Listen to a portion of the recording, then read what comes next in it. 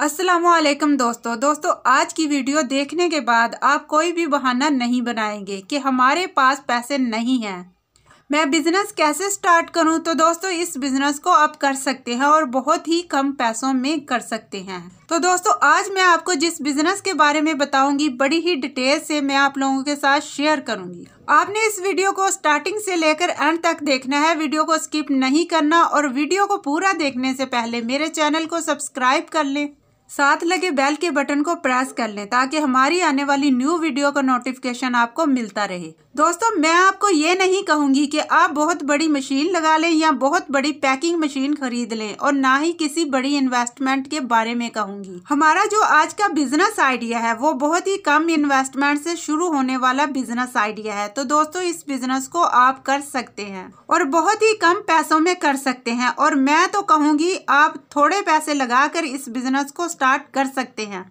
आज की वीडियो देखने के बाद आप कोई भी बहाना नहीं बनाएंगे कि हमारे पास पैसे नहीं है और मैं बिजनेस कैसे स्टार्ट करूं। तो दोस्तों हमारा जो आज का बिजनेस आइडिया है ऐसे ही लोगों के लिए है जो बहाने बनाते हैं कि मेरे पास पैसे नहीं है। पैसे का बहाना बनाकर वो कोई भी बिजनेस स्टार्ट नहीं करते। आपने YouTube पर बहुत सारी वीडियोस तो देखी होंगी, उसमें वो बहुत सारी बड़ी बड़ी मशीनों के बारे में बताते हैं, बहुत बड़ी इन्वेस्टमेंट के बारे में बताते हैं। लेकिन मैं आपको जब भी बताती हूँ आपसे ये कहती हूँ कि आप जो भी बिजनेस स्टार्ट करने जा रहे हैं आपको बहुत ज़्यादा पैसे नहीं लगाने, बहुत ज़्यादा आपको इन्वेस्टमेंट नहीं करनी है। तो दोस्तों आपको बहुत छोटी रकम से बिजनेस स्टार्ट करना है। उसके बाद जब आपका बिजनेस ग्रो हो जाए तो आप चाहो तो अपना मैन्युफैक्चरिंग प्लांट भी लगा सकते हैं, वो तो बात की बात है। लेकिन स्टार्टिंग में आपको थोड़ी इन्वेस्टमेंट से बिजनेस अपना स्टार्ट करना चाहिए।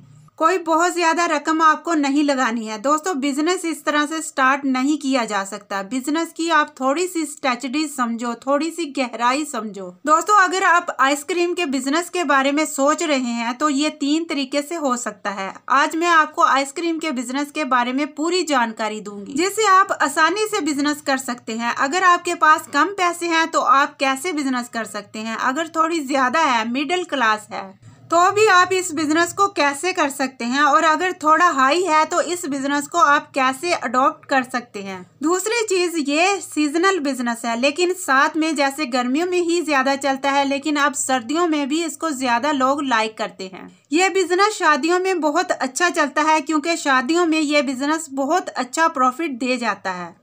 अगर आप अच्छे से डील कर पाते हैं तो आपको बहुत अच्छा पैसा देगा। तो दोस्तों 3 तरीके का बिजनेस मैं इसलिए कह रही हूँ। अगर आपके पास बहुत कम पैसे हैं तो आप डोर टू डोर आइसक्रीम की सेलिंग कर सकते हैं। जो भी आपके आसपास ब्रांड की फैक्ट्री हो या अच्छे ब्रांड का डीलर हो, जैसे कि आपके पास एक रिक्शा है जिससे आप डोर टू डोर सेलिंग कर सकते हैं, तो वो आपको गाड़ी भी देंगे और गाड़ी के साथ आप आइसक्रीम सेलिंग कर सकते हैं। साथ में जितनी आइसक्रीम सेल हो जाएगी तो वो आपको पेमेंट कर देंगे। जैसे 10 रुपए की कोई आइसक्रीम बिक रही है तो मोस्टली वो 7 रुपए की खरीद होती है, आगे 10 रुपए की सेल होती है, तो यही इसका 30% हो गया। साथ में आपको पेमेंट भी दे देगा।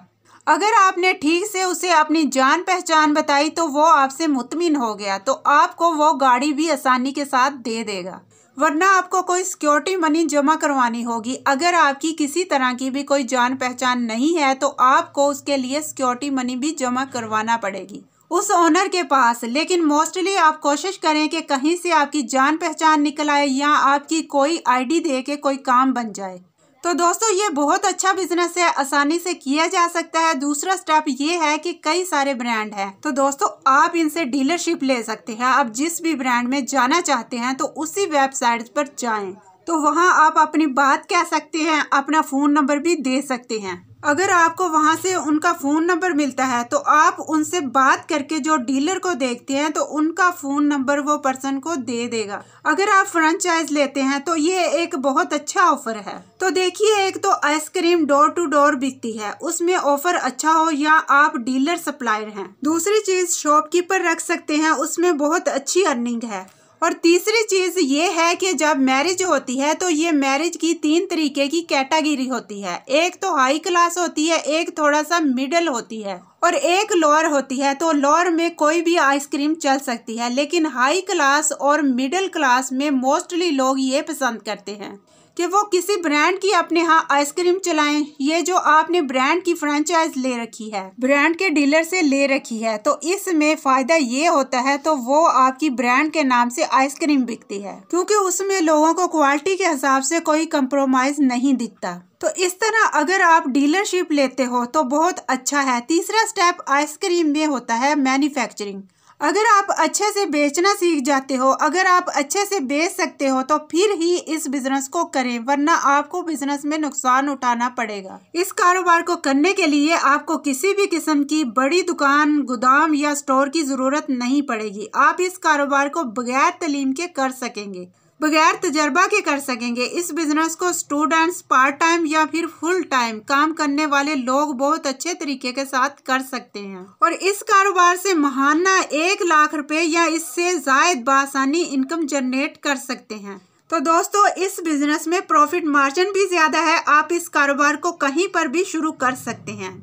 आइसक्रीम को छोटे बच्चों से लेकर बड़े बच्चों तक सबको पसंद है, जबकि गर्मियों में आइसक्रीम की डिमांड बहुत ज्यादा है। अगर आप मशीनरी लगाते हैं, कारीगर रखते हैं, फिर आप ट्रॉलीज खरीदते हैं जिससे डोर टू डोर बेचते हैं और कई सारी इन्वेस्टमेंट आप करते हैं जिसका रिसेल नहीं है, मतलब जैसे आपका काम नहीं चला तो आपकी मशीन कहीं नहीं बिकी, बेकार हो जाती है, आपकी ट्रॉलीज कहीं नहीं बिकती, क्योंकि उस पर आपने अपने ब्रांड की प्रिंटिंग की होती है। सांचे कहीं नहीं जाने तो बहुत ज्यादा नुकसान हो सकता है। लेकिन अगर आपके अंदर कॉन्फिडेंस है कि नहीं, आप अच्छा प्रोडक्ट बना लेते हैं, आप अच्छा बेच सकते हैं, आपका कारीगर अच्छा है, ये सारे का सारा खेल कारीगर का है। आपका कारीगर किसी और के यहाँ चला गया, फिर दूसरा कारीगर ढूंढना, फिर उस क्वालिटी को मेंटेन करना बहुत ही मुश्किल काम है। तो दोस्तों, अगर आपका दिल करता है तो इस चीज का ध्यान रखें कि क्या आप उस प्रोडक्ट को बेच पाएंगे। आपके अंदर वो पावर है कि आप इतने बड़े बड़े ब्रांड्स के बीच में अपने प्रोडक्ट को सरवाइव कर पाएं और उसके साथ साथ कर पाएं। तो अगर आपको लगता है आप कर पाएंगे, ऐसा हो सकता है, तो आप जरूर करें। लेकिन मेरा आपसे यही मशवरा है, सबसे पहले आप इस लाइन में उतरना चाहते हैं और अगर आपने मैन्युफैक्चरिंग की सोची है तो पहले किसी की डीलरशिप लो और बेचने के लिए कस्टमर जनरेट करो। जब ये सब आप कर पाओ तो फिर बिजनेस करने की सोचो। तो ये कुछ तरीके थे कि आइसक्रीम के बिजनेस ऐसे नहीं किए जाते। तीनों तरीके आपको बताए, कम पैसों वाला बताया, दरमियाने पैसों वाला बताया और हाई पैसों वाला बताया। दोस्तों, बिजनेस अच्छा है। जैसे आपने कोई फ्रेंचाइज ली अमूर की या कोई भी फ्रेंचाइज ली, तो इसके साथ एक और अच्छी बात यह है कि इनके जो मिल्क प्रोडक्ट हैं वो भी आप रख सकते हैं। तो किसी भी सीजन में चलने वाली चीजें हो जाती हैं और बहुत सारे ऐसे प्रोडक्ट हैं, अगर आप फ्रेंचाइज लेते हैं तो वो भी प्रोडक्ट बेचने का मौका मिलेगा।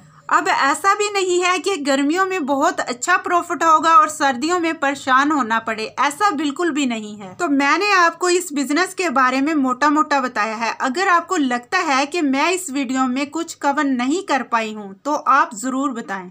उम्मीद करती हूँ आपको आज का बिजनेस आइडिया जरूर पसंद आया होगा। तो चैनल को लाइक करें, शेयर करें और सब्सक्राइब करें।